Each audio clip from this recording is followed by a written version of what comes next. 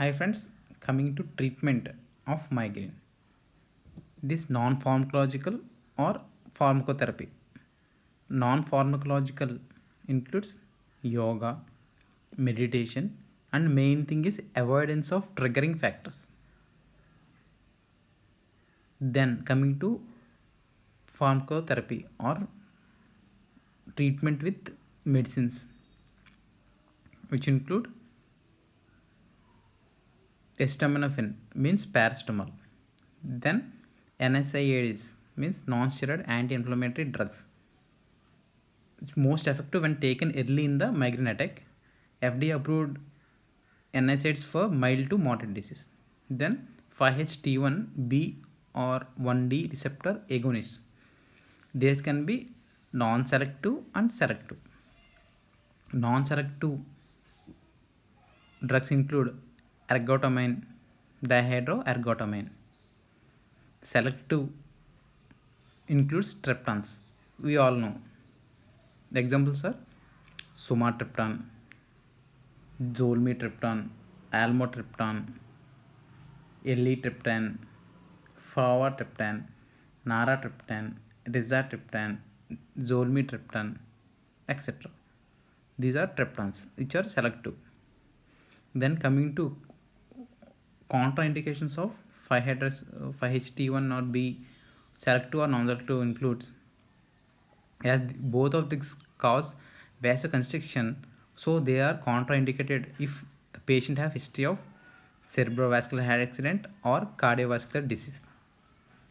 So both are contraindicated in CVE, cardiovascular disease or cerebrovascular disease. Then and another side effect or another unwanted effect of triptans is triptans has incre- increased chance of recurrent headache, and for ergotamines on other hand have less headache recurrence risk, but higher incidence of nausea. So then coming to dopamine receptor antagonists. Dopa receptor antagonists, which can be oral or parenteral. Drug absorption is impaired during migraine because of reduction of gastrointestinal motility. So these DOPA receptor antagonists are useful. The examples include domperidone, metoclopramide. And delayed absorption occurs even in the absence of nausea and is related to severity of attack, not its duration. Very important. Thus, delayed absorption is related to severity of attack, not its duration. Then this point is very important, related to severity of attack than duration.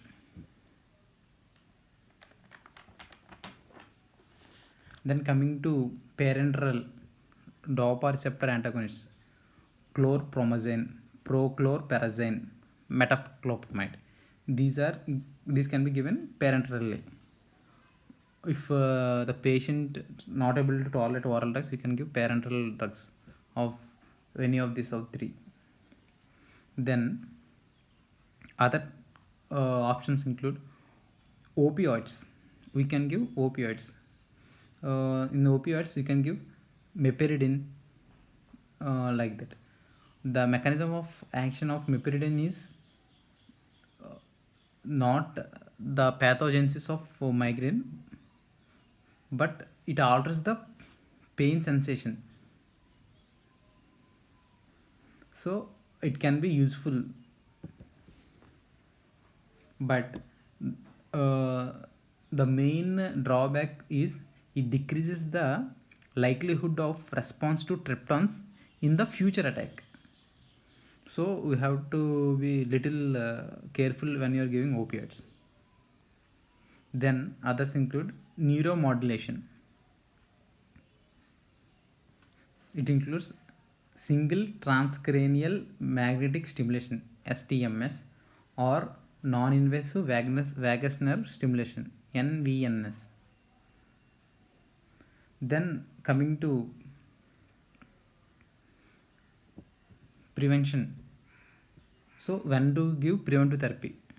When the recurrence of headache is 4 or more headaches per 1 month, then you have to give preventive treatment. Most treatment should be taken daily, and the effect will start in 2 weeks to 12 weeks. That This includes beta blockers like propranolol or metoprolol, and antidepressants like amitriptyline, nortriptyline. Then anticonvulsants like topiramate, valproate, and valproate. Then we can give treatment like, as we previously discussed, like transcranial magnetic stimulation, single transcranial magnetic stimulation. Then botulinum toxin, that is ona botulinum toxin. Then when once effective stabilization of headache is achieved, then we should continue drug until for almost 6 months, then we can slowly taper. So we have to give drugs for 6 months after stabilization of headache, then we have to slowly taper. This is the pharmacotherapy of migraine. And thank you guys. Bye.